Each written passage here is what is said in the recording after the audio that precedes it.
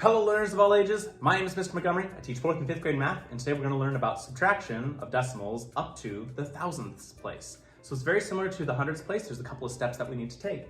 First things first is we need to make sure that all our place values are lined up and all the places after the decimal place are filled in. Well, I'm looking at my problem right here. I have 45 hundredths minus 293 thousandths. I see that there's a missing spot right here in the minuend spot. That means the top number of our subtraction problem. So I'm going to be adding a 0 because it doesn't change the value, but it makes sure that I have all my place values lined up.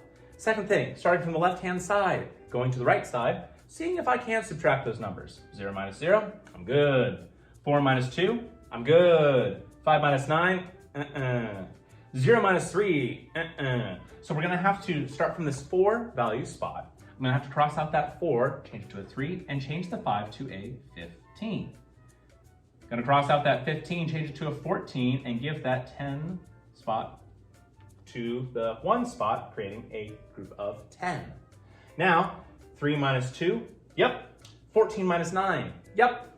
10 minus 3, yep. We are good to go now. 10 minus 3 is 7. 14 minus 9, well, we can count it from 9. 10, 11, 12, 13, 14, that's 5. And 3 minus 2 is 1. Decimal point, bring it down. And 0 minus 0 is 0. So my answer should be 0 and 157 thousandths.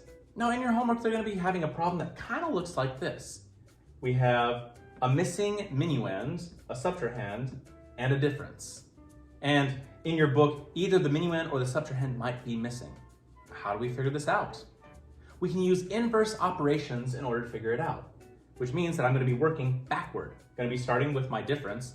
And whatever's missing up here, I would use the number that I would have, either the minuend or the subtrahend, and I would add those two together to figure out what my number is.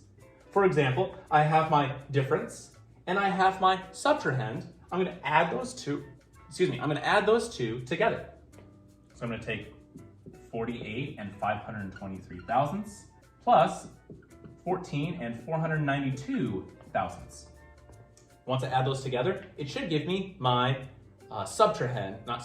minuend space. So 3 plus 2 is 5, 9 plus 2 is 11, 5 plus 4 is 9, plus 1 is 10. I'm gonna bring down my decimal point.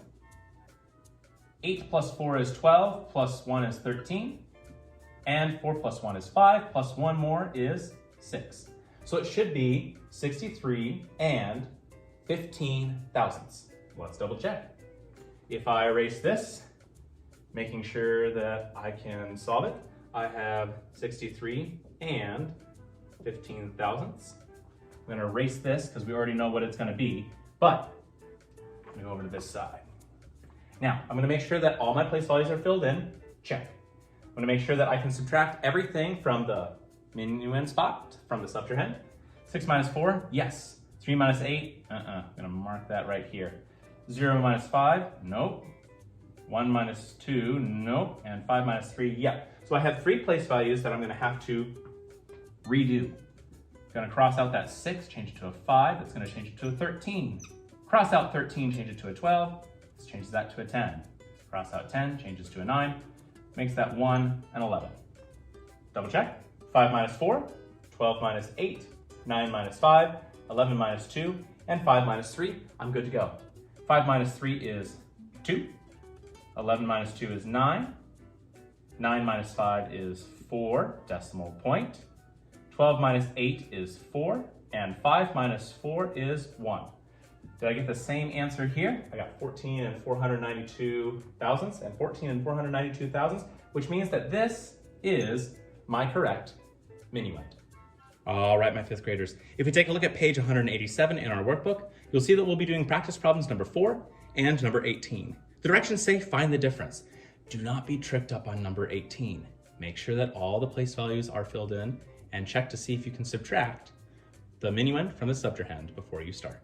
If you have any questions on how to subtract decimals up to the thousandths place, please let me know when you come to class tomorrow.